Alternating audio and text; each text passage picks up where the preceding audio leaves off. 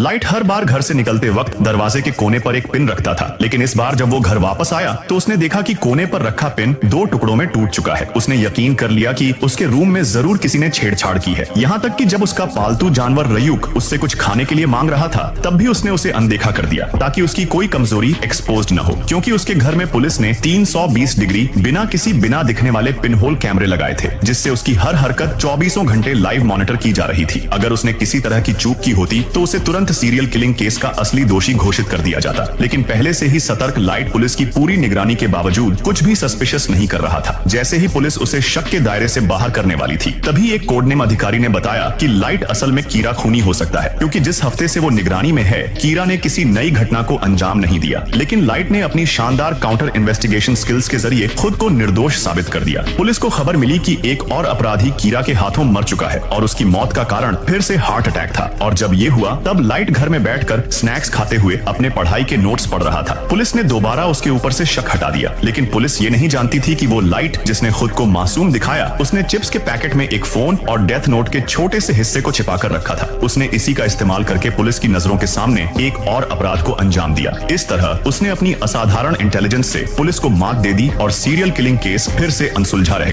एक अरबपति अचानक एक रहस्य के साथ दिल के दौरे से मर गया, लेकिन उसने अपनी विरासत अपने सबसे निराशाजनक बेटे को दे दी। उसकी पत्नी को भी सैकड़ों मिलियन की प्रॉपर्टी मिली। बाकी के पैसे सब चैरिटी को दान कर दिए गए। सिर्फ उसकी सबसे प्यारी बेटी लिसा को कुछ भी नहीं मिला। हालांकि लिसा को यह नतीजा एक्सेप्ट करना मुश्किल लगा, पर अपने पिता की इच्छाओं के सम्मान में उसने ज्यादा कुछ नहीं कहा। लेकिन विरासत के डिस्ट्रीब्यूशन के बाद वकील ने खास तौर पर लिसा से संपर्क किया और उसे एक दस्तावेज दिया जो उसके पिता ने उसके लिए छोड़ा था। वकील ने कहा कि उसमें वो जवाब हैं जो लिसा जानना चाहती है। वकील के जाने के बाद लिसा ने उत्सुकता से दस्तावेज खोला। अंदर एक चाबी और एक यूएसबी ड्राइव थी। समझते हुए कि उसमें कुछ राज छुपा है, लिसा ने तुरंत यूएसबी ड्राइव अपने कंप्यूटर में लगाई। हैरानी की बात यह थी कि उसमें उसके पिता के मरने से पहले रिकॉर्ड किया गया फुटेज था। वीडियो में उसके पिता ने उसे एक तहखाने में जाने को कहा, जहां उन्होंने 30 साल से एक राज छुपा रखा था। फिर उन्होंने तहखाने की लोकेशन बताई और लिसा से ये सब राजगुप्त रखने की गुजारिश की। लिसा ने बिना देरी किए सुरागों का पीछा किया और पहाड़ों की तरफ गई। जल्दी ही उसे जंगल में एक एंट्रेंस मिला। उसने चाबी से दरवाजा खोला और ध्यान से अंदर चली गई, लेकिन तहखाने के अंदर रोशनी बहुत कम थी। उसे डर लग रहा था कि कहीं कोई राक्षस न निकल आए। जब लिसा तहखाने के आखिरी हिस्से में पहुंची तो उसने एक रहस्यमयी कमरा देखा। हिम्मत जुटाकर अंदर गई। हैरानी की बात थी कि वहां एक बूढ़ा आदमी कैद था। ये नजारा देखकर लिसा के रोंगटे खड़े हो गए, लेकिन जिज्ञासा ने उसे आगे बढ़ने पर मजबूर कर दिया। जब उसने जांच करने के लिए हाथ बढ़ाया तो अचानक वो बूढ़ा आदमी हिला। लिसा इतनी डर गई कि तुरंत तहखाने से बाहर भाग गई। वो समझ नहीं पाई कि उसके पिता ने एक बूढ़े आदमी को तहखाने में क्यों कैद कर रखा था। शुरुआत में लिसा ने पुलिस को कॉल करने का सोचा, लेकिन उसे अपने पिता की गुप्त रखने की गुजारिश याद आई तो उसने पुलिस को कॉल करने का विचार छोड़ दिया। हालांकि उसके इस बर्ताव ने उसके भाई का ध्यान खींचा, लेकिन लिसा ने बहाना बनाकर बात संभाल ली। जब रात को सब चले गए और माहौल शांत था, लिसा वापस तहखाने में अकेली गई। इस बार वो अपने साथ एक बंदूक ले गई, ये जानने के लिए कि बूढ़ा आदमी आखिर है कौन। लेकिन बूढ़े आदमी ने लिसा को पहली नजर में पहचान लिया। वो तो उसके आदतों को भी विस्तार से बता सकता था। फिर बूढ़े आदमी ने पूरी सच्चाई बताई।